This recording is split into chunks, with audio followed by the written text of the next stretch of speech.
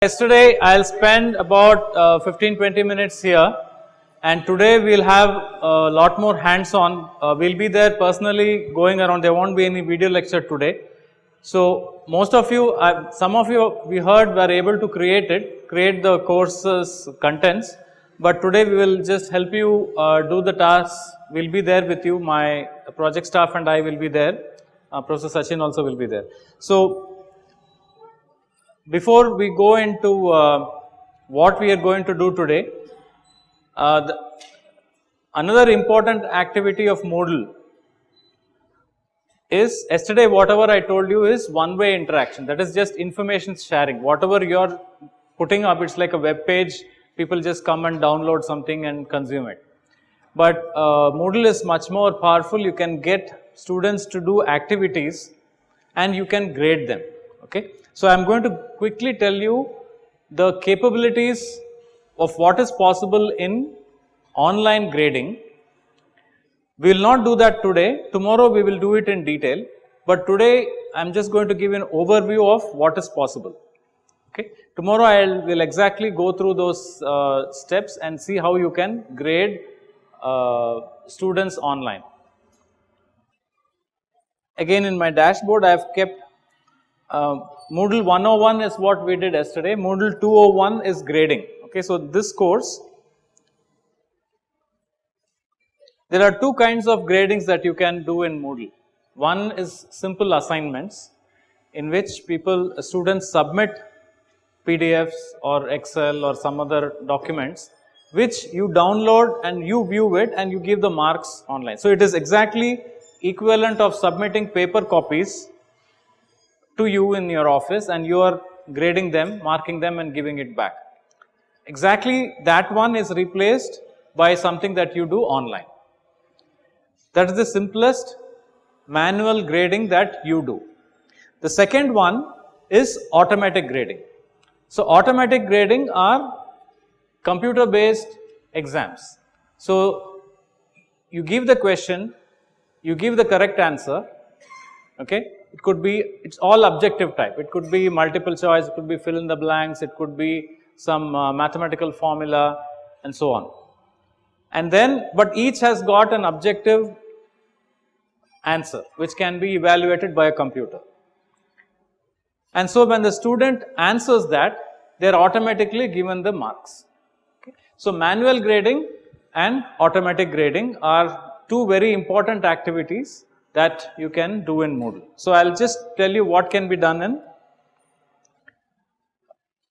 simple assignments. So simple assignments are, they submit online text, they can type it online or they can upload a file. So in this I can ask, write a paragraph about your experience in this workshop. Okay, so that can be an assignment. I can also ask them to submit files. Okay. Offline assignment is also a variation of this online assignment. Suppose you are conducting a pen and paper examination, okay, which is conducted, say, mid-semester exam or end-semester exam or lab exam, in which they don't submit anything online, but they do it on pen and paper, and you correct it and give marks. You can use Moodle to show your students the marks. Okay, so instead of everybody coming and seeing 150 people coming and seeing your marks, you can display the marks of individual candidates to only them. Otherwise, you will have to put a notice board where all the roll numbers and marks are there, which is not a correct thing to do, because everybody's marks is known to everybody else. So by using Moodle, you can expose individual marks only to that person alone. Okay, so there are two ways you can use it. One is where they submit online PDF or text or PPT or whatever you want. You can evaluate it, okay, and give marks, or pen and paper, which is what I have written as offline assignment. Pen and paper assignments or examinations which you evaluate by pen and paper, and the marks you put it in an Excel sheet and then upload it in Moodle. So individually each of those students can go and see their marks. So this is this activity. This is yesterday we saw resources. So these are activities. So in these activities, it is called activity because students actively participate in doing something with the system, not simply download something. Resources is what they download or they just consume by looking at videos and so on. This is they participate actively. And the most interesting part of Moodle is you can conduct automatic grading, which I said just now. It's an objective type question. So I will show you how it looks. So it's CBT, means computer based test. So in this course I am a student. So I can see that the quiz opened today at 4:33 and I can attempt the quiz now. Okay. So I can have a start time and end time of the quiz. I can tell that okay, it is half an hour quiz or 3-hour quiz, whatever it is, and say I attempt. So it may not be very clear for you. So these are the questions here. Okay. So this is question number 1. If I scroll down, there is a quiz navigation box. So the question 1, there are 3 questions in this quiz. So in this question is a simple mathematical question. A train covers a distance of 3 kilometers in 18 minutes. What is the speed? Okay. What is the speed in kilometers per hour? Now this question is set such a way that each student will be seeing a different number. Okay. Not every student will be seeing the same number. So one student will see it as 3 kilometers in 18 minutes, somebody will say 4 kilometers in 2 minutes. Okay. So this kind of automatic programming you can do in Moodle. So if you are worried that student might copy each other, they cannot at least copy the final answer. If at all they have to copy, they have to know the entire formula for calculating the final answer. Okay. So this is very useful for courses, particularly in engineering and mathematics. Engineering and science, you can use this kind of questions where each student sees a different numerical problem. It's not the same problem that everybody sees. So that's a very powerful thing. Apart from that, there are other standard objective types like multiple choice. You have 4 choices. You can choose one choice or more than one choice depending on the type of question. Or fill in the blanks, which is typically used in, of course in science you can use, but it's more common to use fill in the blanks questions in humanities, languages, where you want to give a paragraph and ask them what are the possible words that you can fit in there, right. So these are 3 common questions I have told you. There are another 10 different types of questions that you can do. You can do match the following. You can give a picture and you ask them to identify different parts of the picture. Like for example, say you give a diagram and you mark each quantities of 1, 2, 3, 4 and you give choices and they drag and drop these things on the picture. So there are lots of options that are available where you can interactively allow the students to participate in these activities. Okay. So this is just to give you an overview of what is possible. The reason we had asked you to bring a set of problems is that those of you who want to go into this in detail, tomorrow we are going to show that in detail. But tomorrow, if you don't want to do the detailed problems like the math problem I showed you, this is that detailed mathematical problem. If you don't want to do this, we can at least do the simple problems tomorrow, which is like fill in the blanks, multiple choice and so on. Okay. So this is what we will be doing tomorrow.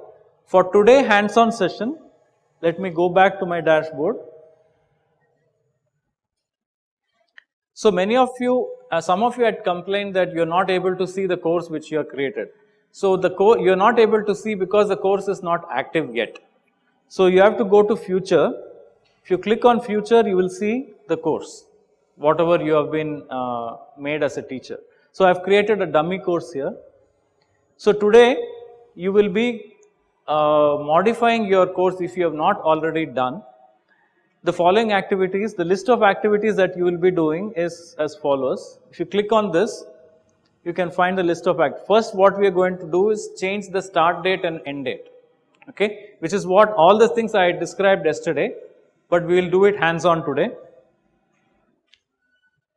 And by default, it is there in topic wise. We are going to make it week wise. So once we have changed the start date and end date, we can make it week wise. And we are going to add the course syllabus. Now the course syllabus is what you have uploaded in Google Sheets, okay. So that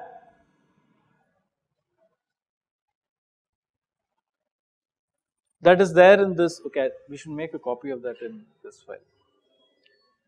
So we have made that available here through a spreadsheet, and the files, both of them are here. So if you search by your first name and institute,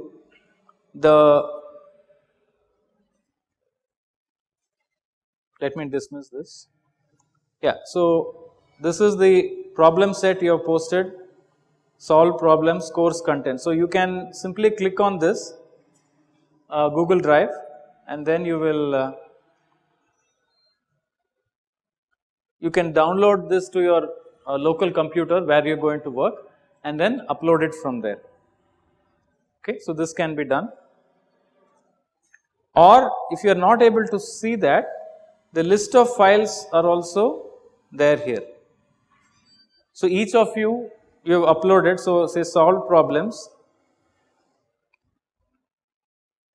So here it's this form. If you actually go and click on this,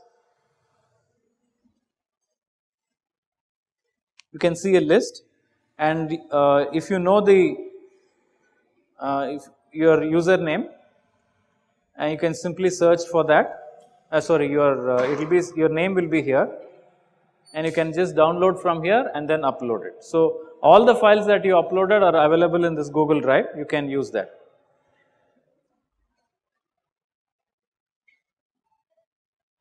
So these are the things that we'll be doing. Just a minute.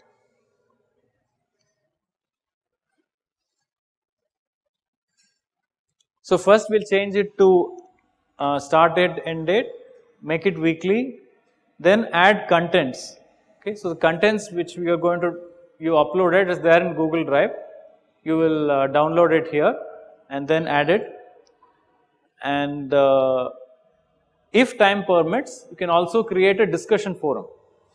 So discussion forum is where you let students to interact among themselves and ask questions that you can reply to. So these 5 activities we will go hands on.